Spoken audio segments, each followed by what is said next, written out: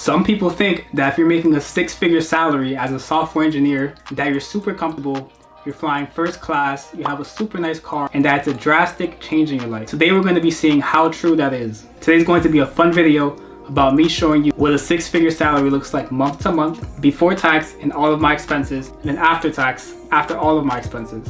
But before we start, I want to ask you guys if you guys can hit that like button. It would really help push the channel out there and help lots of people. Just to give you guys a bit of background, I was working in the asset and wealth management side of JP Morgan in Jersey City, New Jersey, which was just 30 minutes away from the headquarters over in New York City. Today's video looks like this. First, I'm going to show you guys how much I made before and after taxes. Then I'm going to show you what I spent everything on.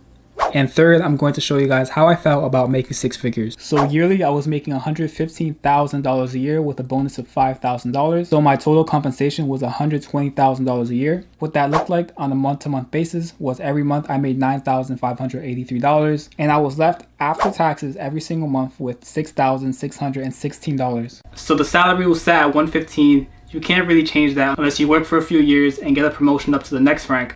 So in my case, it would have been senior associate or vice president. But the bonus is completely up to you. It's dependent on lots of factors like your relationship with your team, your performance, whether or not you were handing in your work on time, the amount of work you were able to get done throughout the year, and other things. I know what you're thinking. You're thinking, oh, I've heard people at JP Morgan get $60,000, get $90K, Bank of America get $45K.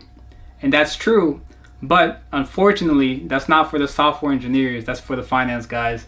So now moving on to you guys' favorite part. So here we can see I had my bills, my car payment for $350, my car insurance $180, student loans $355, rent, gas, and then how I spent the money on myself. I have the nights out when I would go out with friends.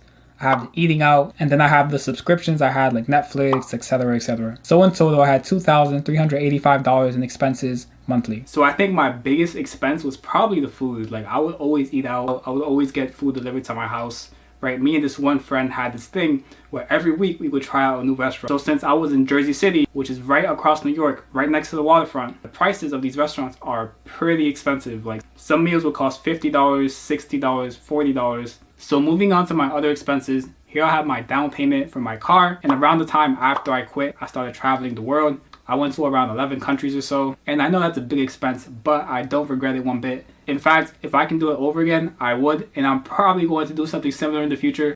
I went to South America, Southeast Asia, and Africa. My next trip will probably be Europe. So how did it feel making six figures less than a year out of college? Obviously, it feels pretty good. You know, you don't really have to worry about any of your expenses. You don't have to worry about making the payment on time. You know you're always going to meet them. It makes like every single hour that you put in college or after college looking for a job just completely worth it. The next question, was it a major life change, right? Making six figures, hitting that mark. Is it something that's going to completely change your life?